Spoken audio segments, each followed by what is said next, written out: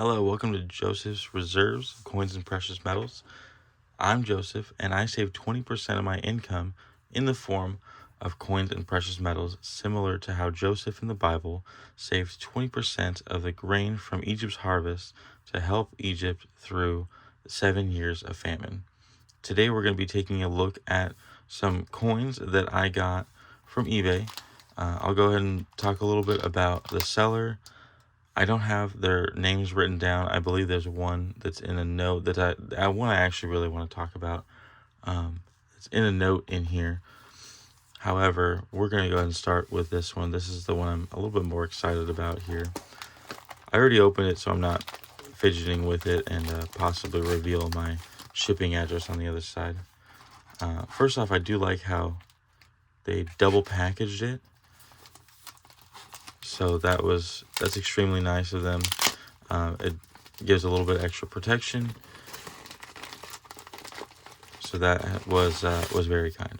They also wrapped it in a piece of paper so that this packaging doesn't move around within the package. Even more so, protecting what we've got in here. So in my other videos, I talked about how I was going for certain years. However, now I've been doing some penny hunts. I've been very, very interested in pennies. I've been learning a lot about pennies or the small cent coins. So here we have the first year, and I know that it's not actually the first year available, but the first year of a circulated small cent or penny. Here you see 1 cent on the back. This is the Flying Eagle design. So those that know, the 1857, like I said, was not the actual first year available. There is an 1856. However, they only made about, I'm trying to get closer without this glare. There we go. They did make an 1856. However, they only made about 1,000 of those.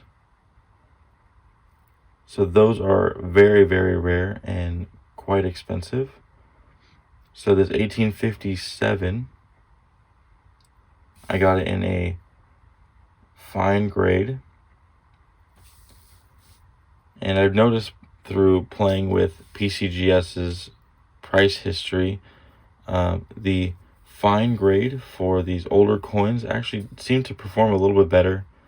Go ahead and don't take my word for it though. Go ahead and go onto PCGS price history and play with, the coin from the same year. Put a maybe an XF and then an MS 60s coin in there next to how a fine 12 or 15 performs. It seems there's these coins that are a little bit less expensive to get your hands on, they grow a little bit more percentage wise than those top pop highly expensive coins. So that's what I'm focusing on. My budget for graded coins is around $60. This one I went a little bit above budget. PCGS has this fine 15 marked at $75, and that is exactly what I paid. I paid $75 for this, and that includes the shipping price that I paid. So I believe it was $5 or so. That was the shipping. So I paid about $70 the list price.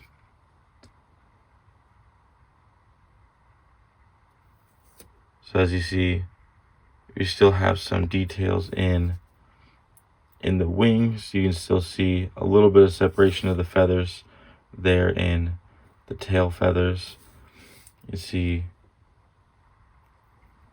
where's this glare? There we go. You can see clearly his eye and beak, and that the mouth is open.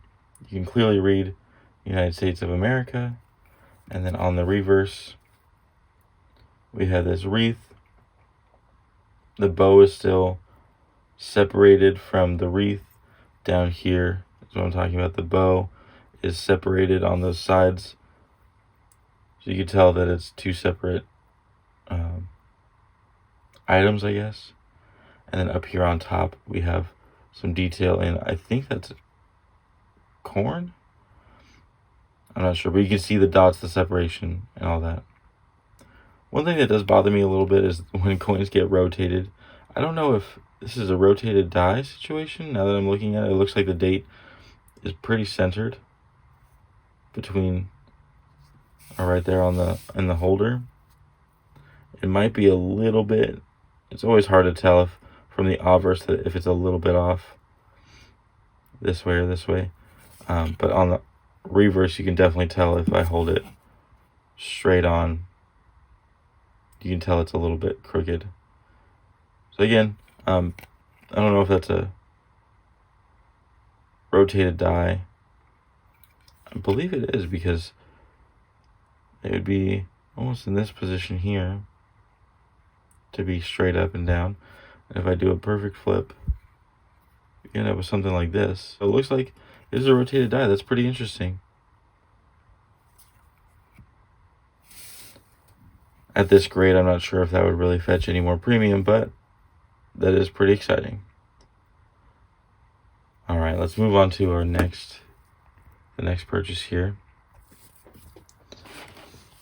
There's the note, and it has my last name on it, so I'm gonna try to cover that. One second, let me just.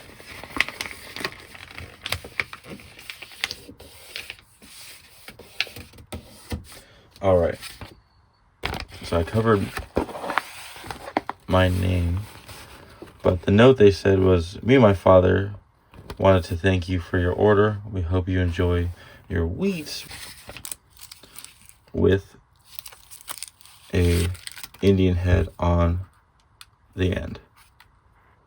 So clearly a roll like this is going to be packed by the seller. So I'm not expecting any really rare or absolutely stunning condition coins. However, you do see the price that I paid. It was $12.99. I think there was other shipping costs. It was probably under this part that I folded here. Let's see. Yeah, so $3.75 and it being $16.74.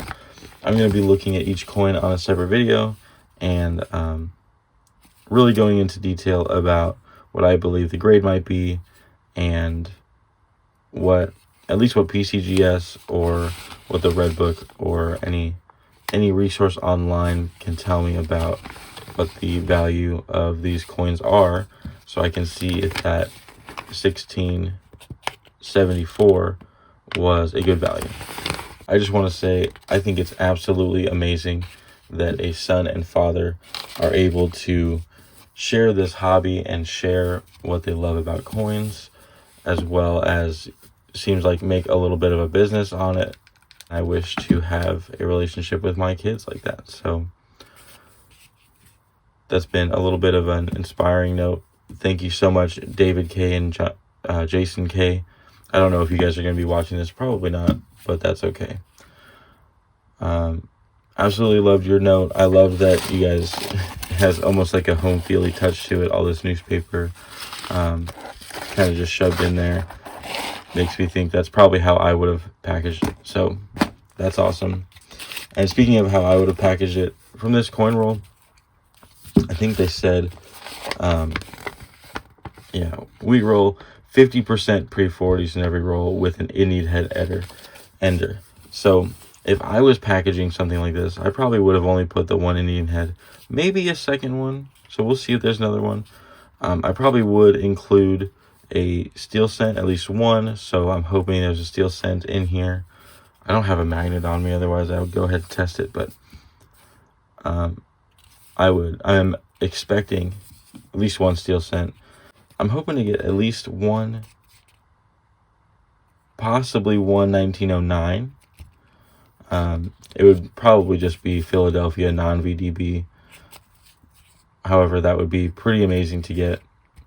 From the 10s, I could imagine seeing, 3 or 4 from the 10s, and then probably 10 from the 20s and 10 from the 30s, or some way that adds up to the other 20 of the 25 coins to be, from the 20s and 30s, mostly 30s probably.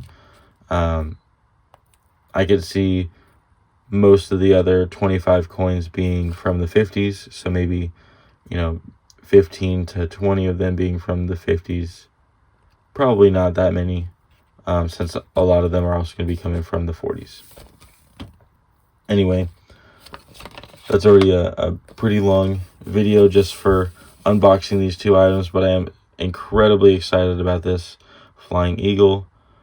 It is now the oldest nice coin that I own, and on this channel I do like to go through and, when possible, show coins that are 100 years old or 100 years difference. So I do have this, my collection here. Let's see, the 1957 was a Lincoln Wheat cent, which we'll probably be finding quite a few of them in this roll. Anyway, 1957, you see I have a Philly and a Denver example there. And here's the 1857. So this one is actually made out of copper nickel, 88% copper and 12% nickel. And this one is made out of bronze. So that's 95% copper, and the remaining 5% is zinc and tin. And a lot of people just call these copper coins, but there's actually a distinctive difference between when they're made out of copper, or where they were made out of bronze, and when they were made out of brass. So I make sure to distinguish those. Alright, well, that's it for today. I hope you liked the video. If you did, go ahead and give it a like. If you know anyone that might like this content, go ahead and share it to them. If anyone happens to know Mr. and Mr. K, please share this video to them. Let them know that I really enjoyed their note. Let them know that I'm really excited to get into their role here. And if you like this type of content, or you want to see me open up this roll and see where my penny collection goes, go ahead and subscribe. Make sure you even hit the notification button so you get notified when I put out a video. Alright everyone, have a good day.